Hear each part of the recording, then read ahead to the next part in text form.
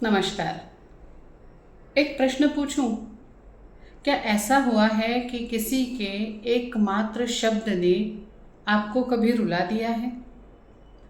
या फिर कभी ऐसा हुआ है कि किसी के छोटे से शब्दों ने आपका मन प्रफुल्लित कर दिया हो, आपके मन में आनंद भर दिया हो या उत्साह भर दिया हो और मन ही मन आप सोचने लगे, वाह, उन्होंने इतनी सी बात कही और मुझे कितनी खुशी मिली। इन दोनों ही प्रश्नों का उत्तर अगर हाँ है तो एक बात तो पक्की है, आप समझते हैं शब्दों की ताकत। और आज का चिंतन का विषय यही है, शब्द और शब्दों की ताकत। आज का चिंतन आप देख रहे हैं चिंतन सुरुचि यूट्यूब चैनल पर। तो आइए चिंतन को शुरुआत करते हैं। कई बार ऐसा होता है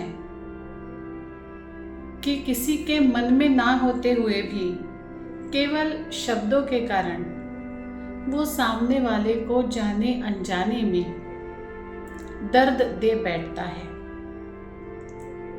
और कभी कभी ऐसा भी होता है कि ना चाहते हुए या ना समझते हुए मात्र सामने वाले का उत्साह वर्धन करने के लिए कोई दो अच्छे शब्द बोल देता है और उन शब्दों से सामने वाली व्यक्ति बड़ी ही आनंदित हो जाती है। इसका अर्थ है, शब्द केवल शब्द नहीं होते, वो केवल आवाज़ नहीं होती, वो जुड़ी होती है सीधे सीधे हमारे मन की भावना से।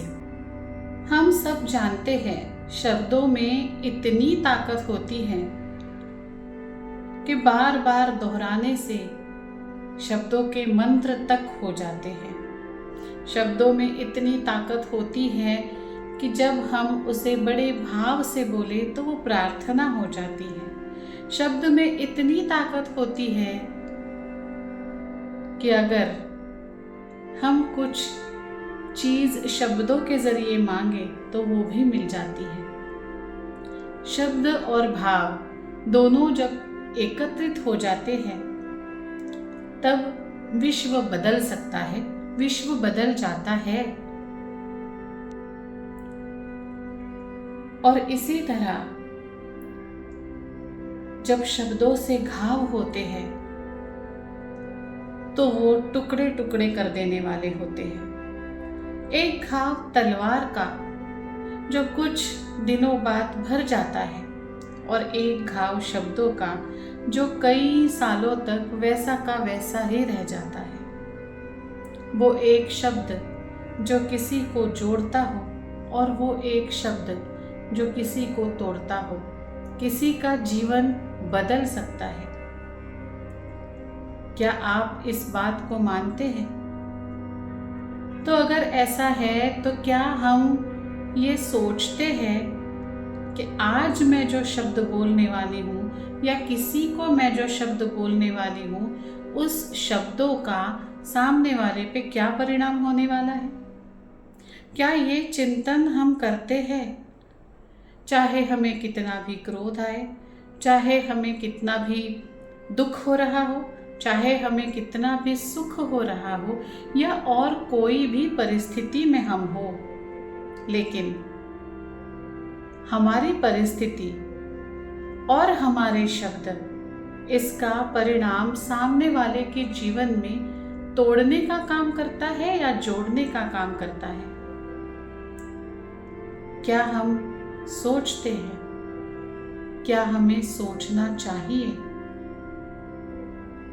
आज का चिंतन बस इतना ही।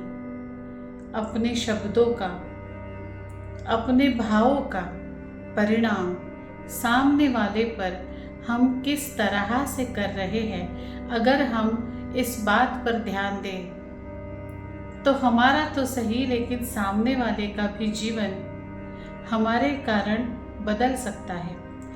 यदि हम किसी को हमारे शब्दों से सुख नहीं दे पा रहे हो तो कम से कम हमें ये ज़रूर सोचना चाहिए कि अब जो शब्द मैं सामने वाले के साथ, सामने वाले के लिए बोलने वाली हूँ, इन शब्दों से सामने वाले का जीवन नकारात्मकता से तो नहीं भर रहा है, सामने वाले पर उसका प्रभाव कैसे पड़ रहा है।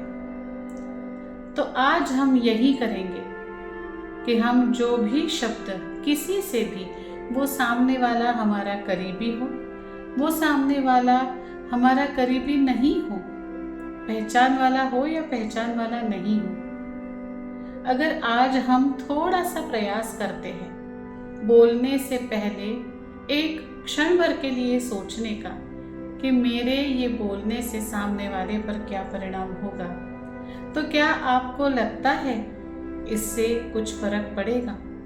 शायद सामने वाले पे ना हो, लेकिन क्या हम पर भी इससे फर्क पड़ेगा?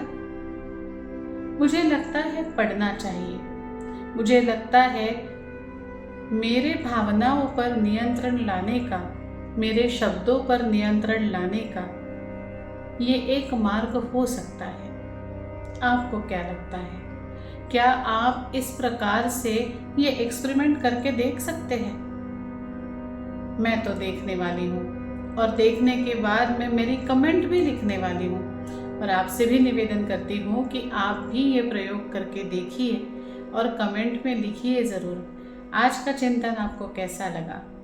क्या आपने ये प्रयोग किया? उसके क्या परिणाम हुए? और कभी कभी बोलते बोलते अगर आपने अपने आप को रोक लिया ये सोचकर कि नहीं, ये मैंने नहीं बोलना चाहिए, तो फिर उस घटना का क्रम कैसा रहा ये भी बताइएगा ज़रूर और कीजिएगा कल का इंतज़ार। तब तक के लिए धन्यवाद।